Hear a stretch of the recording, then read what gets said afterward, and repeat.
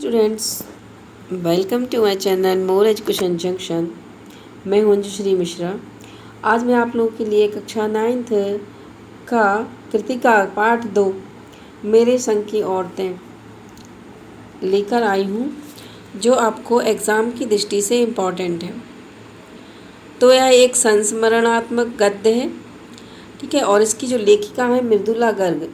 मृदुला गर्ग ने जिसे मेरे संग की औरतें, ठीक है, इनके बारे में बात की। तो मेरे संग की औरतों में इनकी नानी, दादी, परदादी, माँ और बहनें, इनके बारे में आप लोगों को बताया गया है, ठीक है।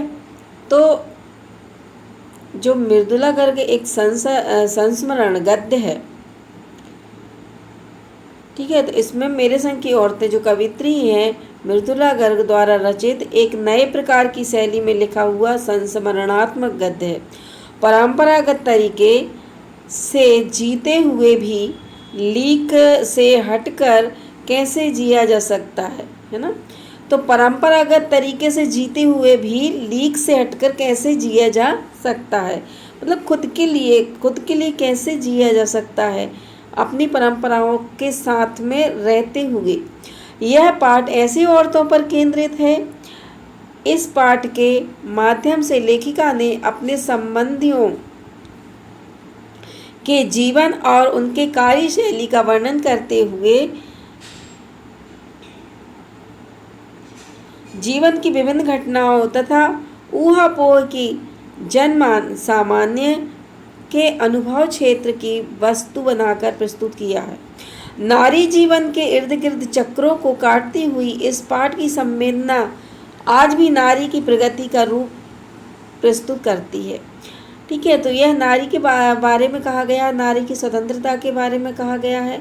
तो लेखिका ने यह अपने जो माँ है, दादी, परदादी, नानी, इनके विषय में और बहनों के विषय में जानकारी दी है। उनके व्यक्तित्व के बारे में, उनकी जीवन शैली के बारे में बताया है। तो चलिए हम एक पार्ट तो आप पढ़ लेंगे, ठीक है। तो इनके क्वेश्चन आंसर देख लेते हैं। तो देखिएगा क्वेश्चन नंबर फर्स्ट देखते हैं।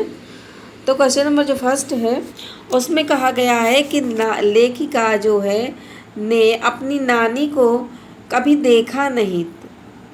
लेखिका ने अपनी नानी को जो है कभी देखा नहीं, फिर भी उनके व्यक्तित्व से वे क्यों प्रभावित थी, ठीक है। मतलब पहली बात है कि किसी व्यक्ति को नहीं देखा फिर भी हम उसके व्यक्तित्व से प्रभावित हैं, ठीक है। लेकिन अब जैसे अभी हम लोग हैं, जैसे महात्मा गांधी को नहीं देखा फिर भी उनके व्यक्तित्व से प्रभावित है, उनके जो सिद्धांत हैं उनसे प्रभावित हैं, ठीक है। बहुत से ऐसे लोग हैं जिनके बारे में हम देखा नहीं लेकिन सुना है, पढ़ा है कहीं ना कहीं, ठीक है। तो इसलिए हम उनके व्यक्तित्व से क्या हुए, प्रभावित। देखते हैं कि लेखिका ने अपनी नानी को कभी देखा नहीं, ठीक है, फिर भी उनके व्यक्तित्व से नानी के विषय में कहानी सुनकर प्रभावित थी, ठीक है। नानी के विषय में कहानी सुनकर या बातें सुनकर क्या थी, प्रभावित थी। लेखिका की नानी व्यक्तित्व की धनी महिला थी। नानी ने पारंपरिक, अनपढ़ और पर्दे में रहने वाली स्त्री होते हुए भी विलायती ढंग से जीवन व्यतीत करने वाले अपने बैरिस्टर पति के साथ बिना किसी शिकायत के व्यतीत किया था, ठीक।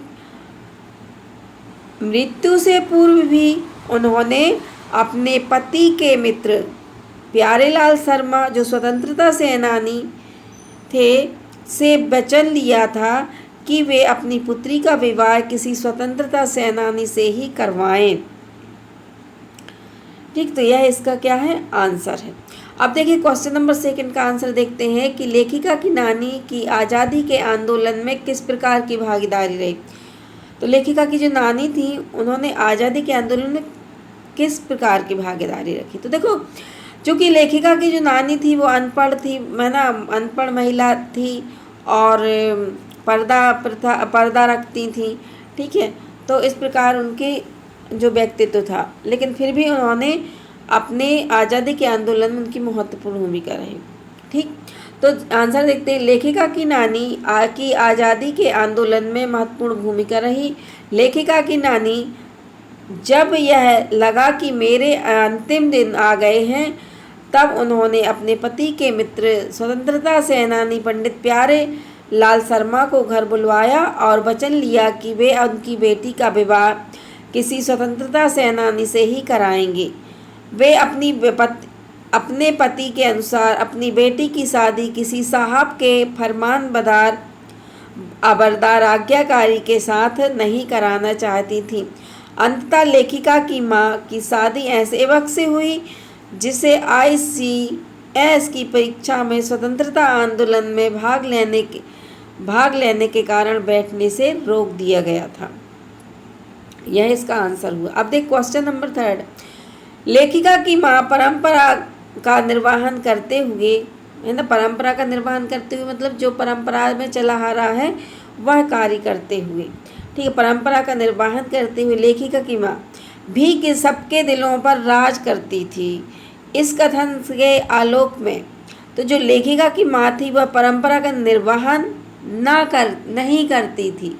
मतलब जैसे पहले बहुएं जो थी घर के कार्य करती थी, बच्चों का ख्याल रखती थी, परिवार का ख्याल रखती थी, तो लेखिका की माँ जो थी ऐसी नहीं थी, परिवार का कोई निर्वहन वो नहीं करती थी, फिर भी सबके दिलों में राज करती थी। इस कथन के आलोक में लेखिका की माँ के व्यक्तित्व की विशेषताएं बताइए और लेखिका की दादी के घर के माहौल का शब्द चित्रण अंकित कीजिए। तो अपन पहले देख लेते हैं का लेखिका की माँ के व्यक्तित्व की विशेषताएं। तो उनकी माँ की जो व्यक्तित्व की विशेषताएं थी वो थी,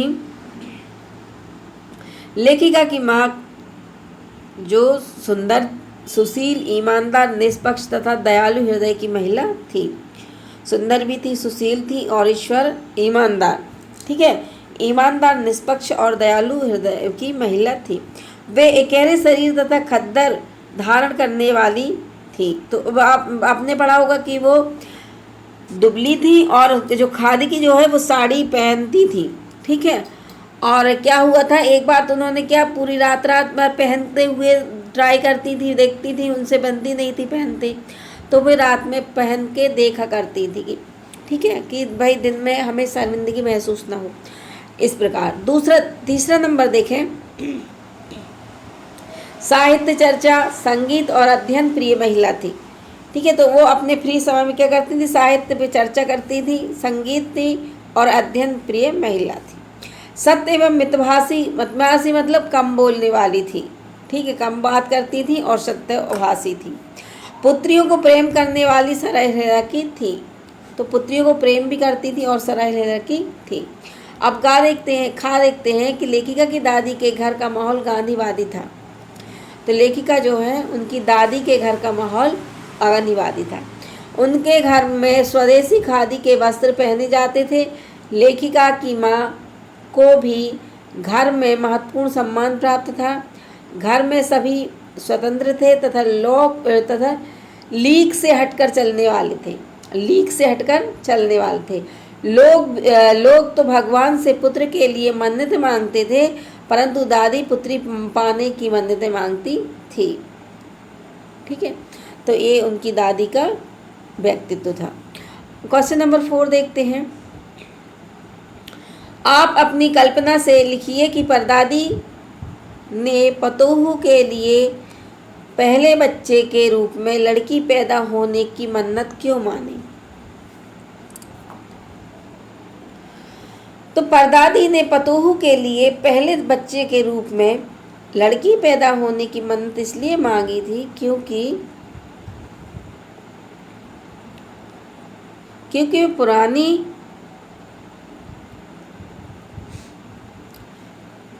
पुरानी रूढ़ियों का विरोध करने वाली महिला थी। पुरानी जो रूढ़ियाँ चली आ रही उनका विरोध करने वाली महिला थी। वे पुरानी लीक से हटकर चलने वाली स्वतंत्र महिला थी। आम रूप में लोग भगवान से मन्नत के रूप में पुत्र मांगते हैं, परंतु परदादी प्राचीन परंपराओं में परिवर्तन करते हुए लड़के के स्थान पर लड़की की मांग करती हैं, ठीक है। अब देखते हैं क्वेश्चन नंबर 5।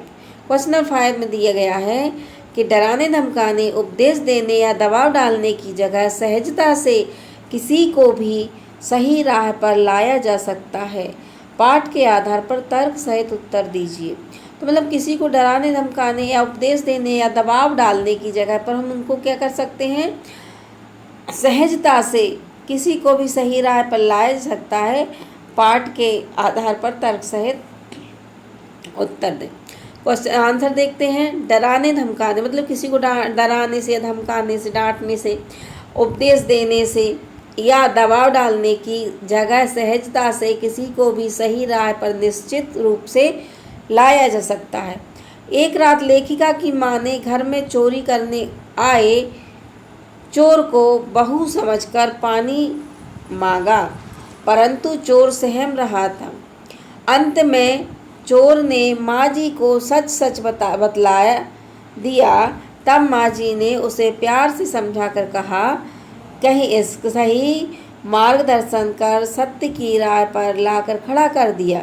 इसके बाद उन चोरों ने चोरी करना छोड़ दिया।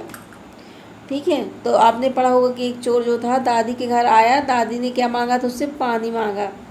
ठीक है, और फिर जब उसने पानी मांगा तो थोड़ा पानी खुद पिया और थोड़ा उस चोर को पिलाया। तो उसने कहा, भाई इस अगर तुमने मेरा जूठा पानी पिया है, एक लोटे से हमने एक ही पानी पिया है, तो इस नाते से तुम मेरे क्या हुए, पुत्र हुए। ठीक है, तुम और मैं तुम्हारी माँ हुई। ऐसा कहकर उन्होंने चोर के हृदय परिवर्तन किया। ठीक है, अब देखते हैं हम क्वेश्चन नंबर 6।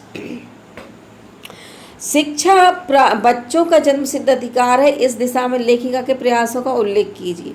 तो देखिए, जो शिक्षा है बच्चों का जन्मसिद्ध अधिकार है, तो लेखिका मृदुला गर्ग कर्नाटक के बागलकोट नामक नगर में पहुंची। लेखिका जो है कर्नाटक के बागलकोट नामक नगर में पहुंची। तब तक उनके पास 2 बच्चे थे। दोनों बच्चे पढ़ने योग्य हो चुके थे, परंतु वहाँ कोई स्कूल नहीं था। लेखिका ने बच्चों की शिक्षा हेतु पास के कैथोलिक बिशप से स्कूल खोलने के लिए आग्रह किया। उनके द्वारा असमर्थता की दशा में लेखिका ने स्वयं ही हिंदी, अंग्रेजी तथा कन्नड़ भाषा सिखाने वाले विद्यालय की नींव रखी। अपनी जिद पर अड़कर लेखिका ने प्राथमिक विद्यालय चलाया। अब देखते हैं क्वेश्चन नंबर 7। क्वेश्चन नंबर 7 देखते हैं। पाठ के आधार पर लिखिए कि जीवन में कैसे इंसानों की अधिक श्रद्धा भाव से देखा जाता है। तो पाठ के आधार पर लिखना है अपन को, है ना। तो जीवन में कैसे इंसानों को अधिक श्रद्धा भाव से देखा जा सकता है। देखिए, पाठ के आधार पर जीवन में राष्ट्रप्रेमी, सदाचारी, मितभाषी और कर्तव्यपरायण इंसानों को अधिक श्रद्धा भाव से देखा जाता है।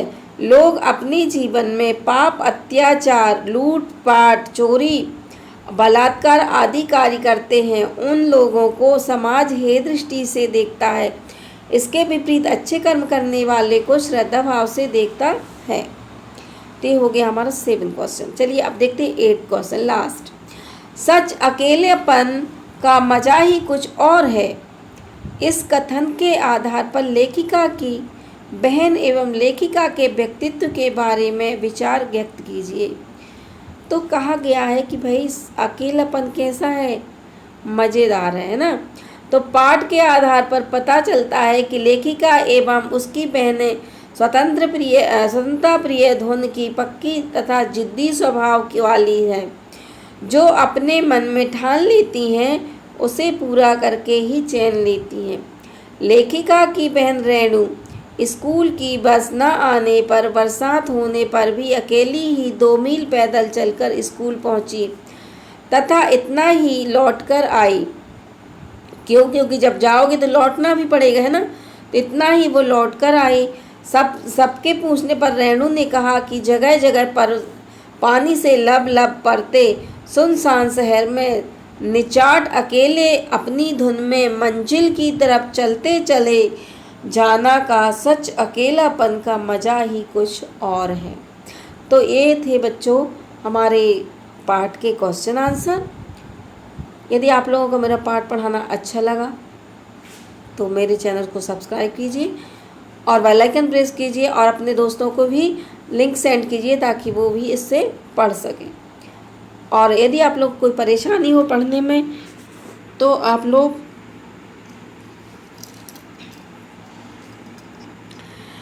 कमेंट्स करके बताइएगा कि आप लोगों को जो वही परेशानी हो तो मैं आप लोगों की हेल्प करूँगी। चलिए, तब तक के लिए जय हिंद, जय भारत।